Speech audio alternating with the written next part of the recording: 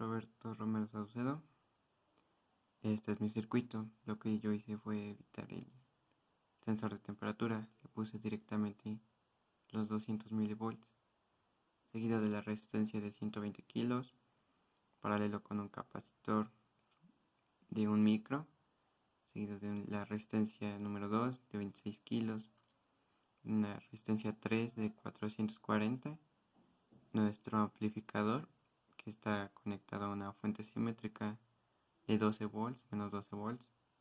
Continuamos con una resistencia 4 de 120 kilo ohms, nuestra resistencia 5 de 15, nuestro capacitor número 2 de 0.47 micro, una resistencia 6 de 440, nuestro segundo amplificador, el M358N igual, y los diodos de conmutación conectados a un voltaje de 5 volts.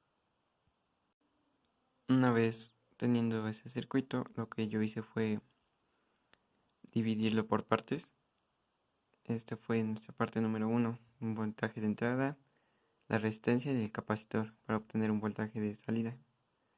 Para obtener voltaje de salida tenemos Z, que es el capacitor número 1. Esto va sobre la resistencia 1 más el capacitor 1, donde Z va a ser igual a 1 sobre JWC. Sacando la función de transferencia, esto va a dar el voltaje de salida sobre el voltaje de entrada. Tenemos que es 1 sobre JWC, el capacitor 1, sobre resistencia más 1 sobre JWC. Haciendo esto, se simplifica toda esta parte. Obtenemos 1 sobre 1 más JWRC. Por lo tanto, el voltaje de salida 1, tenemos que 1 sobre 1 más SR capacitor 1. Este lo voy a ocupar como voltaje de entrada número 2 para la siguiente parte. Entonces, en la siguiente parte obtenemos nuestra resistencia, el amplificador y nuestra otra resistencia.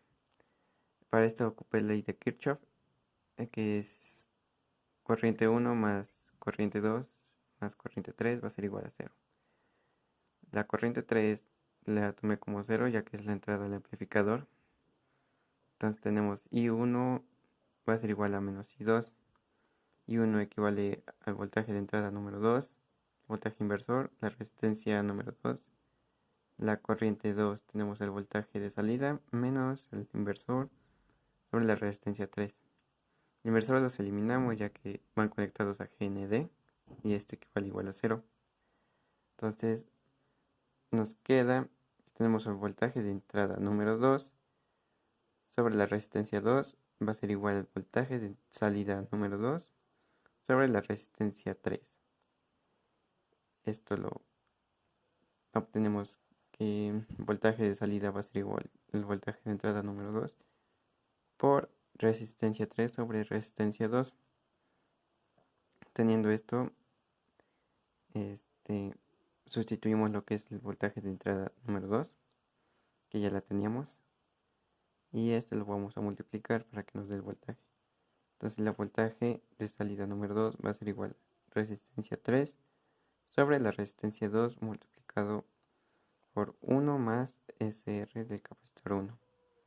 Este voltaje de salida lo voy a ocupar como voltaje de entrada número 2. En esta parte igual la dividí, ya que vamos a sacar otra vez el voltaje de salida. Tenemos que el voltaje de salida va a ser igual a ZC2, el capacitor 2, sobre la resistencia 4 más ZC2, capacitor 2. Donde igual tenemos que ZC va a ser igual a 1 sobre JWC. Igual sacamos la función de transferencia. Este nos va a dar igual 1 sobre 1 más resistencia sobre capacitor 2. Una resistencia 4 sobre capacitor 2. Esa función de transferencia la vamos a multiplicar con el voltaje que obtuvimos anterior. Entonces esto nos va a dar el voltaje de entrada 4 o el voltaje de salida de esa parte, que sería igual a menos resistencia 3 sobre resistencia 2 multiplicado por 1 más SR del capacitor 1 igual multiplicado por 1 más SS, resistencia 4 y el capacitor 2. Teniendo esa parte la ocupamos y la dividimos en otra parte. Y que igual ocupe la que es ley de Kirchhoff. Dice que I1 más I2 más I3 va a ser igual a 0. Pero I3 igual la sustituimos a 0 porque es la entrada del amplificador. Entonces tenemos que I1 es igual a menos I2, donde I1 equivale al voltaje de entrada 4 sobre el voltaje inversor y I2 va a ser el voltaje de salida 4, voltaje del inversor, el amplificador, sobre la resistencia 6. Entonces esto, obtenemos esta parte.